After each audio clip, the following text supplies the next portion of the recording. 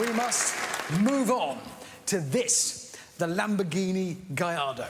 It is the company's best-selling car. In fact, of all the Lamborghinis ever sold, over half of them have been Gallardos. Now, though, sadly, it's gone. And in its place, there is a new car.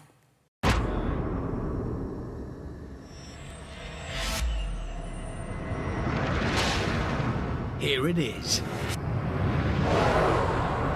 It's called the Huracan, after a famous Spanish fighting bull. It costs £187,000, and it's brand new, from the ground up.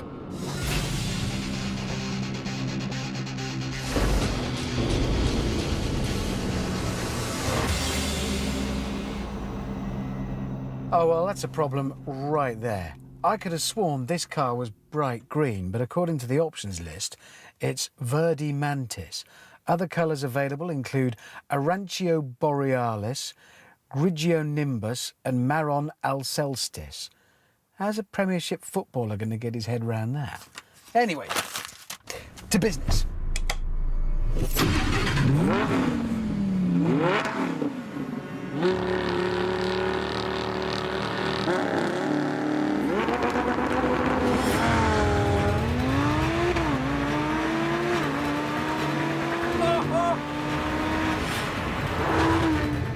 Besides having to take over the baton from the Gallardo, the Huracan also needs to hold its own in a game of top trumps against the Ferrari 458 and the McLaren 650S.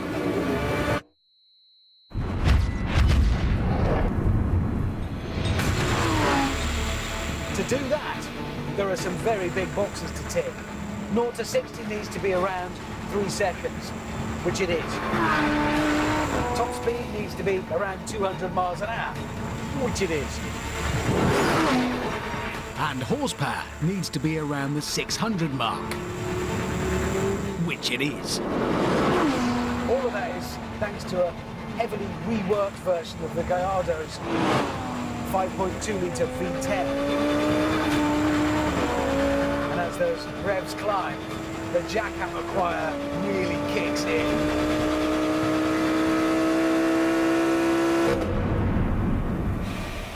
The Huracan also has a brand new state-of-the-art twin-clutch gearbox, which is superb. And that's a good thing, because the one in the Gallardo was, well, it was crap. It was awful. This, though, this is a joy. And there's more high-tech weaponry at this car's disposal. It has carbon ceramic brakes as standard. The back end is sculpted so it doesn't need a stuck-on rear spoiler for downforce. And like most Lambos, it has a four-wheel drive system. But not just any four-wheel drive system.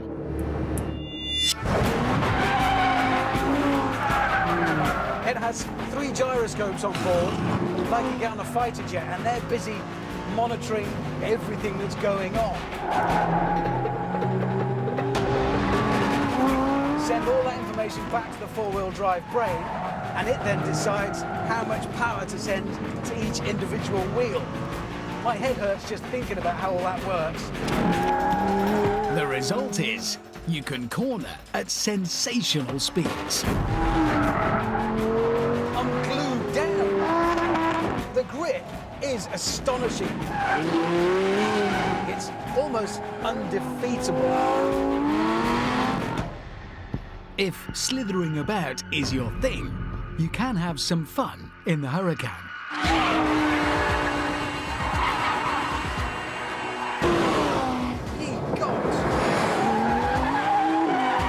But you need an enormous pair of gentleman balloons and your own personal airfield to play on.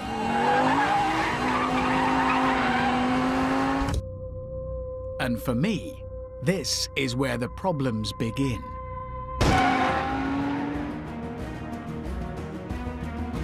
This Huracan has been designed on the road to feel tame and user-friendly. You don't get that special Lamborghini mentalist feeling unless you are out here with an entire airfield under your wheels. And that's a bit of a heartbreaker, actually. And while we're on it, there's another issue. And it's a big thing. Basically, bear with me on this, it's the looks. I know it's bright green and low and there's a bull on the front, but I just don't think that the Huracan is special enough for a Lamborghini. Lamborghinis should be jaw-dropping. That's why they make the best bedroom wall posters, and I just don't see it with this. I think the problem is this has been designed to sell many, many times and to still look good in 10 years' time.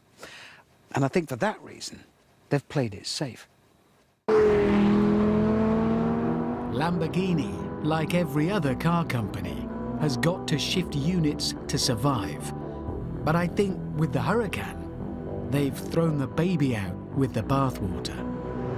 I've had some good times, no, great times in Lamborghinis on Top Gear. And if the producers got my email, they shall now follow a montage showing that.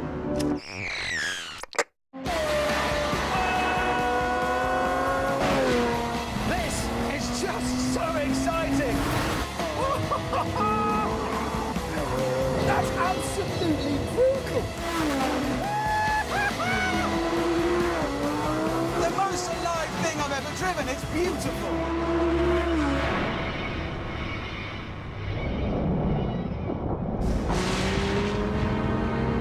Now, as a car, this Huracan is probably better than all those other Lamborghinis. But those cars are better Lamborghinis. The other Lamborghinis made you feel special, even in traffic. This doesn't, and that's a loss.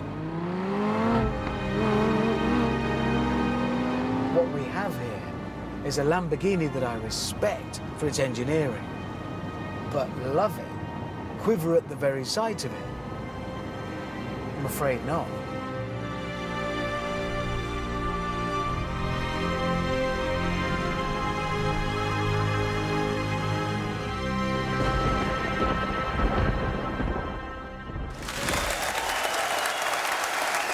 This is annoying.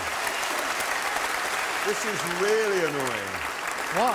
Because I completely agree with you for once. You? Yeah, I don't know, Lamborghinis should be mad and stupid and have rockets coming out of their exhaust, and this, I don't know, it just doesn't float my boat. I know, but it's almost as though they actually want to sell cars. And that is idiotic. No, seriously, because you know, James and I have always said that one day we'll open a pub.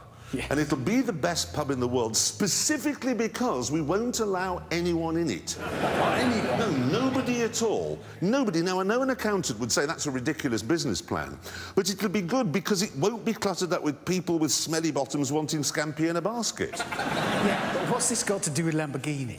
Because Lamborghini should be making cars that they want to make, not cars that their accountants think will make a few quid. Yeah, I think maybe the problem here is that Lamborghini is owned by Audi. And would you drink in a pub owned by Audi? Oh, no. So would you drive a car designed by Wetherspoons? No, I wouldn't do that either. Anyway, listen, we've got to find out how fast this goes round our track, and that, of course, means handing it over to our tame racing driver. Some say that his favourite football formation is 8-8-19, and that while we were off air, his iCloud was hacked, and now everyone in the world has seen his helmet. All we know is he's called the Stig! And he's off. Tiny bit of wheel spin, and then the gyros and computers tell the four-wheel drive stuff to do its thing. Flying through the first corner, Stig really working hard at the wheel of Kermit's wash bag. We've only just begun to live.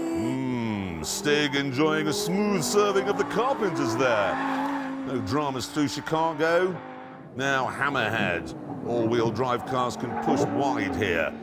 Stig using a very delicate paw to steer. No whiff of understeer, just flying round there and out the other side. Sharing horizons that are new to OK, follow through. A chance to really get the 10-cylinder hammer down. Well, whatever Stig did during his holiday, it's made him extra committed. Just 2 corners left.